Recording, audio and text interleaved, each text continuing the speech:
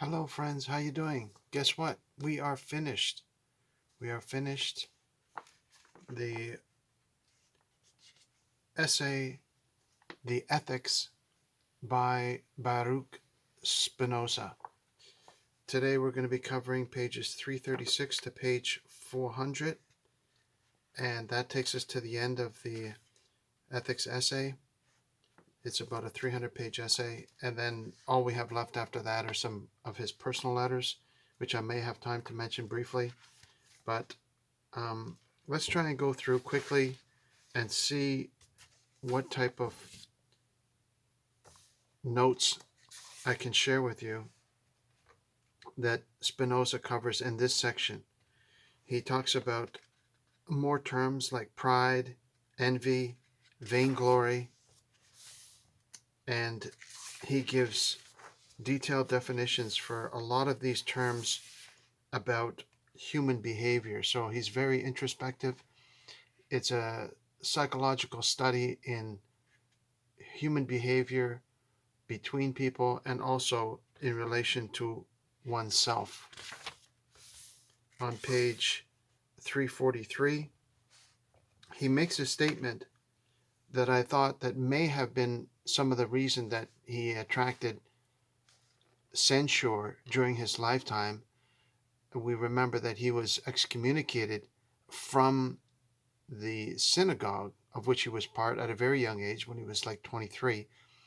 And apparently that was due to pressure from the prevailing religious forces that were in power in Amsterdam at that time. So the Dutch authorities were fighting amongst themselves between Catholics and Protestants, and the Jewish community didn't want to bring any attention upon itself, and so decided to kick out Spinoza because his ideas were a little too radical. And so rumor got around that he was an atheist or that he had unorthodox beliefs based on nothing more than rumor, apparently. And so this caused him to suffer a certain level of not so much religious persecution, but perhaps rejection by his local community. And so on page 343, he mentions the superstitious. Now, who would he be referring to in the superstitious? I believe that this could have been directed at the Catholic laity of his day. But anyway, see, he says here, the superstitious who know better how to rail at vice than to teach virtue, and who study not to lead man by reason, but to hold him in through fear, in order that he may shun evil rather than love virtue, aim at nothing more than that others should be as miserable as themselves. And therefore it is not to be wondered at if they generally become annoying and hateful to men.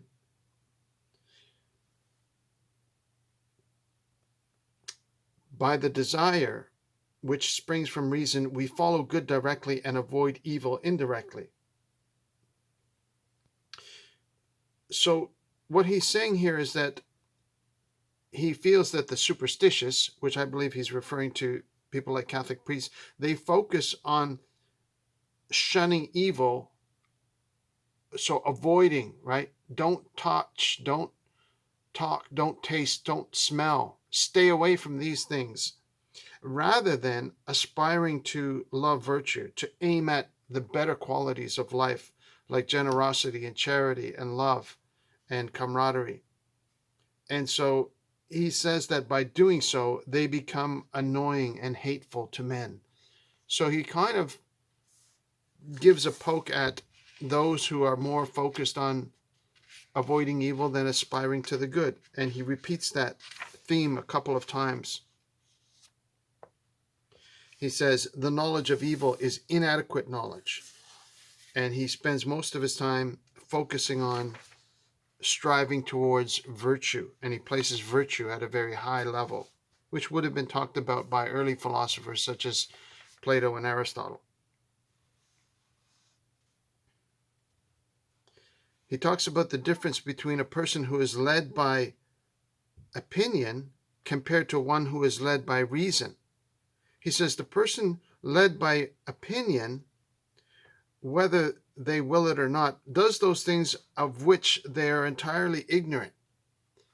But the person who's led by reason does the will of no one but himself, and does those things only which they know are of greatest importance in life, and which therefore they desire above all things. He says, I call those that are led by reason free, and those that are led by opinion slaves. This is from page 346. I've done a tiny bit of paraphrasing there to make it a little easier to understand.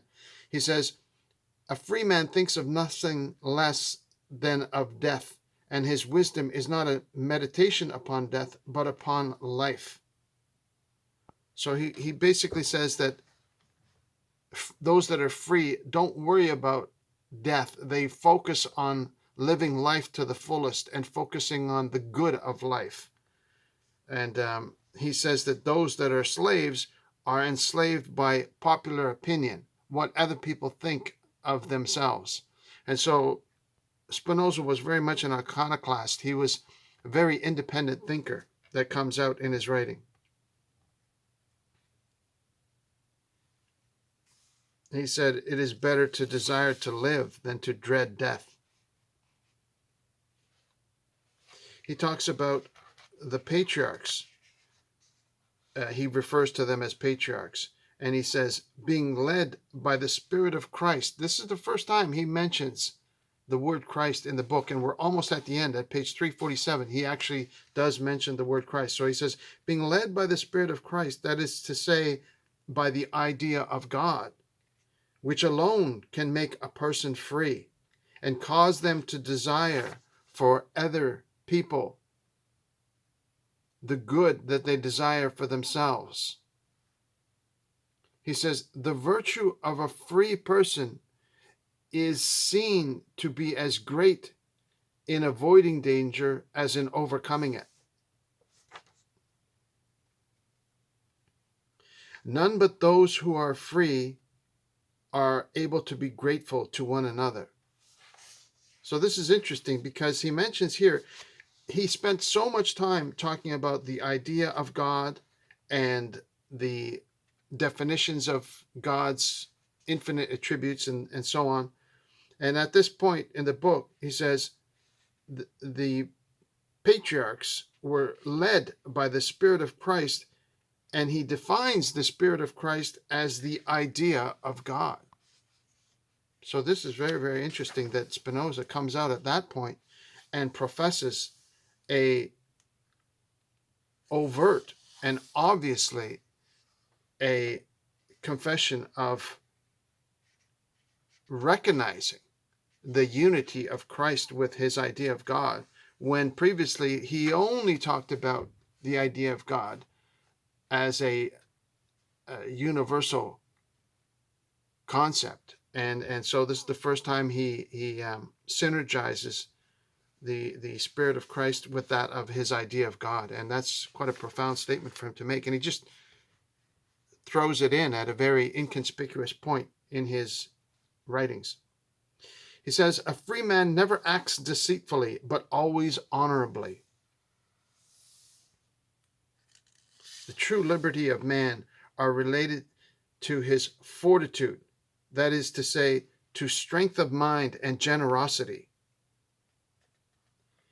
Someone that has this liberty, this fortitude, this strength of mind, he says, can hate no one, can be angry with no one, can neither envy, be indignant with, nor despise anybody, and can least of all be proud.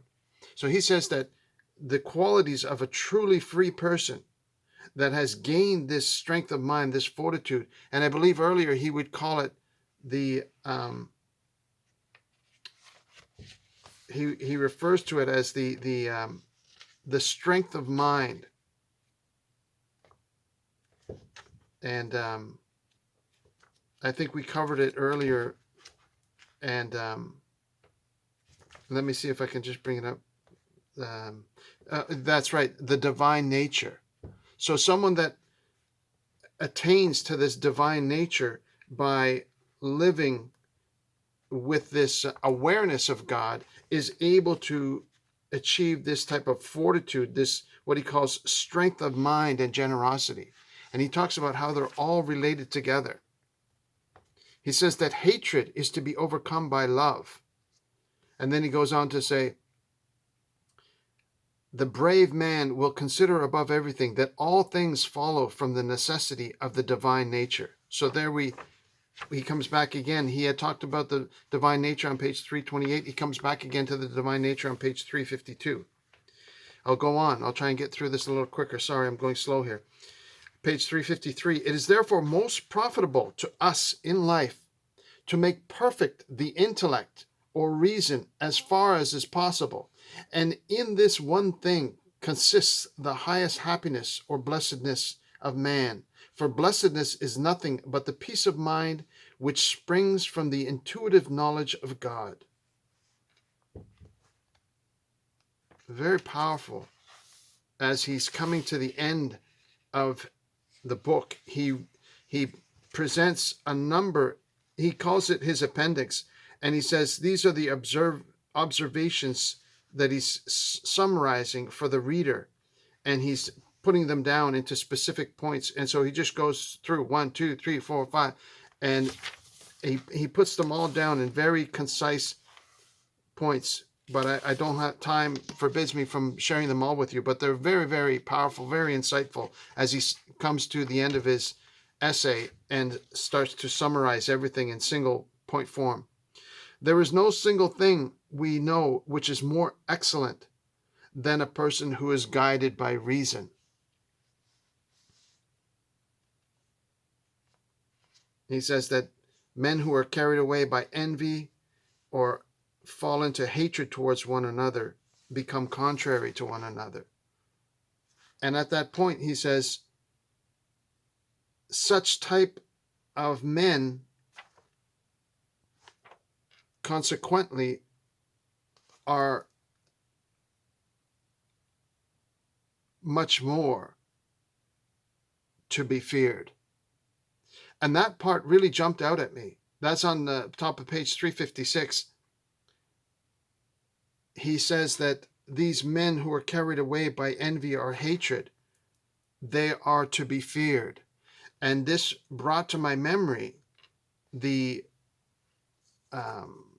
speech given by, I know this is a crazy segue, but I'm going to throw it out anyway, given by Colonel Kurtz at the end of Apocalypse Now.